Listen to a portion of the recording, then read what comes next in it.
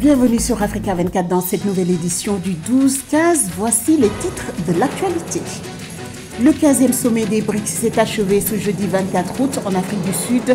Le bloc des 5 pays émergents a accueilli 6 nouveaux membres, dont 2 du continent africain. Cet élargissement entrera en vigueur dès le 1er janvier 2024. Plus de détails dans ce journal. Au Sénégal, c'est la course à la présidentielle de février 2024. Le journaliste Mamoudou Ibra Kane a officialisé sa candidature. Plus de précisions dans cette édition. Et puis, le Nigeria et l'Iran renforcent leurs relations de coopération bilatérale dans le secteur énergétique. Cette coopération leur permettra de renforcer leur capacité de production mutuelle.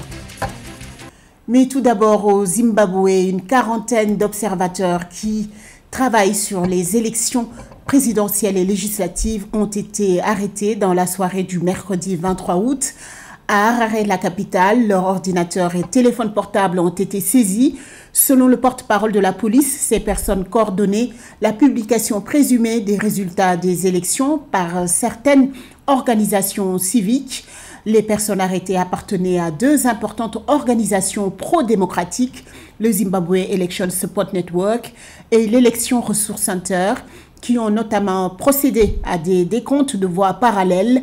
Le porte-parole de la coalition des citoyens pour le changement, principal parti de l'opposition, de son côté a dénoncé un abus de pouvoir. Selon lui, le pouvoir veut empêcher ses observateurs de faire correctement leur travail.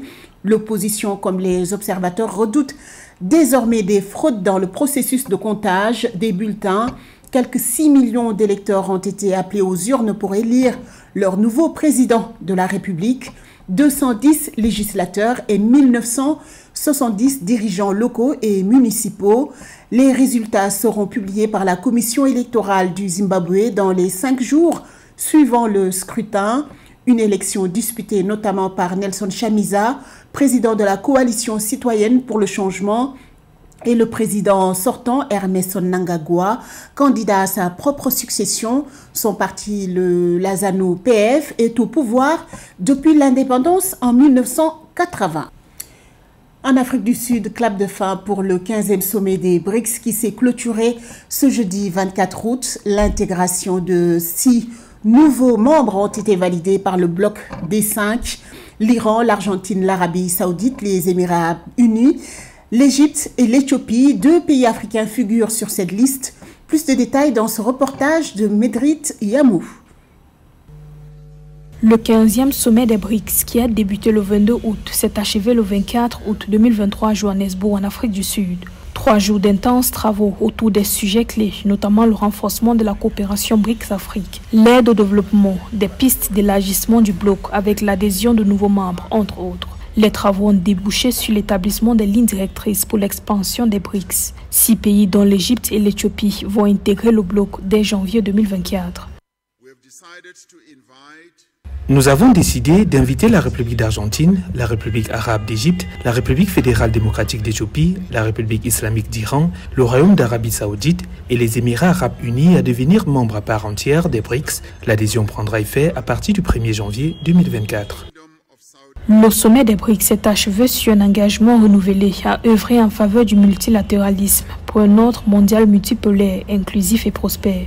Pour les pays membres des BRICS, l'intérêt croissant manifesté par d'autres États à rejoindre le groupe témoigne de sa pertinence et de son influence positive sur l'échiquier mondial. C'est ainsi un nouveau départ pour les BRICS qui ont réaffirmé leur position à accompagner le développement davantage de pays du monde et à s'ouvrir à l'élargissement du bloc. Nous réaffirmons notre engagement en faveur du multilatéralisme inclusif et du respect du droit international, y compris des buts et principes consacrés dans la Charte des Nations Unies. Nous sommes préoccupés par les conflits en cours dans les nombreuses régions du monde. Nous soulignons notre engagement en faveur du règlement pacifique des différends par le dialogue et la consultation inclusive. L'Égypte, l'Éthiopie, l'Iran, l'Argentine, l'Arabie saoudite et les Émirats arabes unis vont faire partie du bloc des pays émergents à partir de janvier 2024. L'adhésion permanente aux BRICS constitue pour l'Égypte et l'Éthiopie notamment un pas historique pour leur développement politique et économique. Rappelons que l'Égypte a rejoint en mars 2023 la nouvelle banque de développement des BRICS. Les BRICS revendiquent un équilibre mondial et une meilleure représentativité au sein des organes de gouvernance internationale. Le Premier ministre éthiopien Abiy Ahmed a qualifié l'adhésion de son pays au groupe économique des BRICS de, je cite, grand moment. L'Éthiopie est prête à coopérer avec tous pour un ordre mondial inclusif et prospère, a-t-il rajouté. Je vous propose de l'écouter. L'Éthiopie est le pays le plus peuplé de l'Afrique, avec plus de 120 millions d'habitants, dont une majorité est jeune. Cette dividende démographique peut être un avantage significatif pour mener l'innovation, la consommation et pourvoir une main-d'œuvre abondante. Notre position stratégique pourrait pourvoir aux BRICS une connectivité beaucoup plus améliorée et des connectivités. L'investissement éthiopien à travers la ligne aérienne, l'énergie propre, n'a pas non seulement démontré notre ambition, mais notre potentiel pour être un centre de connectivité pour le continent africain. Nos liens bilatéraux, aussi bien que être pour l'établissement des institutions multilatérales, nous rendons seulement l'Éthiopie instrumentale pour bâtir ce bloc, mais une voie clé pour l'inclusivité sur la scène mondiale. Excellence, en se joignant et améliorer BRICS, l'Éthiopie aspire à bâtir BRICS et à favoriser la compréhension et partager un avenir qui va nous bénéficier nous tous. Je réitère ma gratitude envers vous une fois de plus. Permettez-moi de conclure en réaffirmant l'engagement de l'Éthiopie d'améliorer davantage le multilatéralisme vers l'inclusivité. Je vous remercie. Au Sénégal, la course à la présidentielle est lancée à 5 mois de l'élection prévue en février 2024. Une vingtaine de candidatures ont été enregistrées. Le journaliste Mamoudou Ibra Kane a décidé de s'inviter dans le ring politique, un sujet de Cheikh Omar Kamara.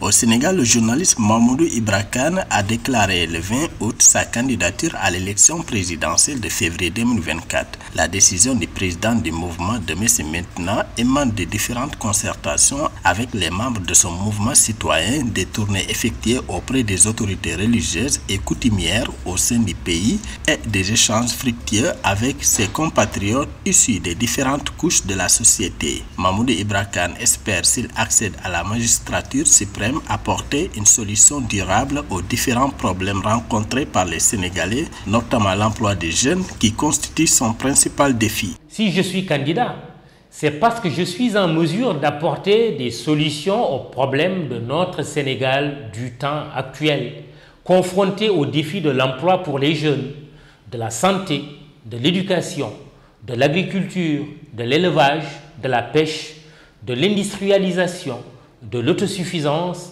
de la bonne gouvernance, de la quête du sens. Selon le candidat déclaré, le Sénégal d'aujourd'hui et de demain a besoin d'être conduit par un président bâtisseur de progrès, d'espoir et d'espérance, un président porteur de paix et de joie. Si vous m'accordez vos suffrages, nous pourrons bâtir ensemble un autre Sénégal. Un Sénégal inclusif, un Sénégal juste, un Sénégal de l'éthique et de l'équité, un Sénégal du pragmatisme, un Sénégal organisé et méthodique, un Sénégal du mérite récompensé. Je serai le président de la cohésion nationale, un président qui rassemble. Je restaurerai l'image fissurée du Sénégal, naguère connu comme pays de tolérance et de cohésion. Je mettrai fin à toutes les formes de discrimination et de stigmatisation. Pour Mamoudou Ibra Kane, président du mouvement Demain c'est maintenant, le leadership solitaire et autoritaire est définitivement révolu. Il veut désormais œuvrer pour un Sénégal inclusif et juste. C'est le message qu'il compte porter dans les prochains jours lors d'une tournée internationale et nationale visant à promouvoir sa candidature et à préparer la collecte des parrainages prévue le 27 septembre 2023. Renforcement des relations bilatérales entre le Nigeria et l'Iran. Les deux pays collaborent dans le secteur des énergies. C'est dans le cadre d'une convention que le gouvernement iranien a réaffirmé sa volonté de travailler avec le Nigeria sur les ressources d'énergie alternatives. Un reportage d'Aïcha Mouyou-Zame. Le président de la Commission des ressources pétrolières du secteur aval, Ikenga Ugotinyere, s'est entretenu avec l'ambassadeur iranien du Nigeria et de la Guinée équatoriale, Mohamed Ali Bak, le 18 août 2023, en vue d'explorer les opportunités qu'offre le gaz naturel comprimé. Il a assuré que la collaboration entre le Nigeria et l'Iran sur les énergies représente un enjeu pour le secteur pétrolier et gazier. Nous travaillons avec l'Iran pour créer un environnement favorable aux investisseurs iraniens afin qu'ils puissent s'intéresser au secteur aval pour le pétrole et le gaz du Nigeria. Les possibilités offertes par la loi sur l'industrie pétrolière récemment promulguée vont favoriser les investissements qui seront bénéfiques pour les deux pays. L'ambassadeur iranien a exprimé la volonté de son pays d'accompagner la révolution énergétique en cours au Nigeria. Les deux pays ont signé un protocole d'accord en août 2022 pour le transfert de technologies et services d'ingénierie dans le secteur des énergies. Mohamed Ali Bak a par ailleurs indiqué que les domaines de collaboration comprenaient, en plus des projets de gaz et du pétrole, les raffineries et les infrastructures connexes. S'exprimant lors de la rencontre, l'honorable Aliou Mustafa du Parti démocratique populaire a fait part de la nécessité urgente pour le Nigeria de passer à l'exportation des matières premières au raffinage local. Cette transformation va ouvrir la voie à la création d'emplois, à la génération de devises, à la sécurité énergétique et à une plus grande stabilité économique, la suppression des subventions et la volatilité qui en résulte dans le secteur pétrolier et gazier nigérian, ainsi que la possibilité offerte par la loi sur l'industrie pétrolière, rendent ce projet encore plus réalisable. Le Nigeria est le troisième partenaire commercial de l'Iran en Afrique. Selon les données du ministère iranien de l'Industrie, des Mines et du Commerce, la valeur des échanges commerciaux entre l'Iran et le Nigeria est passée de 5 millions de dollars en 2019 à 18 millions de dollars en 2020. Ce chiffre a dépassé 130 millions de dollars en 2021. Dans le reste de l'actualité au Tchad, après plusieurs décennies de lutte, les personnes vivant avec un handicap bénéficient désormais d'une agence publique dédiée à la protection et à la promotion de leurs droits. Cette agence aura pour mission de promouvoir l'inclusion sociale de cette frange de la population, longtemps victime de discrimination dans les services publics. Plus de précisions avec Nana Kamsoukom. Au Tchad, le pays se dote enfin d'une agence publique de protection et de promotion des droits des personnes handicapées. Cette entité qui est créée par les autorités après 3 décennies de lutte, les organisations de la société civile est promulguée en juin 2023 par le chef de l'État, mais pour l'Union nationale des associations des personnes handicapées au Tchad, ce cadre juridique n'est que le début des combats pour l'inclusion sociale de cette frange de population estimée à environ 2 millions de personnes. Ceci est un départ et nous allons entamer bientôt et ensemble notre vitesse de croisière pour la question du handicap pour que ça soit au centre de préoccupation des décideurs, des partenaires au développement, mais aussi de la communauté. Les personnes handicapées au Tchad estiment être victimes d'exclusion dans les politiques publiques, mais aussi dans les initiatives communautaires. Par exemple, elles sont discriminées dans les recrutements et leur état de handicap n'est pas pris en compte dans la conception des infrastructures publiques comme les hôpitaux et les écoles où elles ont du mal à accéder toutes seules. Le décret a pris en compte un certain nombre d'aspects concernant les personnes handicapées, notamment l'accès aux services de santé, à l'éducation et à la formation professionnelle, l'accès à l'emploi et l'auto-emploi dont il est fait mention du recul de 5 ans en faveur des personnes handicapées en ce qui concerne l'intégration à la fonction publique. Pour rappel, le Tchad ne dispose pas des écoles publiques spécialisées dédiées à l'apprentissage et à la formation professionnelle des personnes vivant avec un handicap. Le pays ne dispose pas non plus d'un centre public de prise en charge médicale de cette couche sociale qui dépend uniquement des familles. Ce journal a été réalisé par l'ensemble de la rédaction. Merci pour votre fidélité. Dans un instant, une nouvelle édition de l'information sur Africa 24.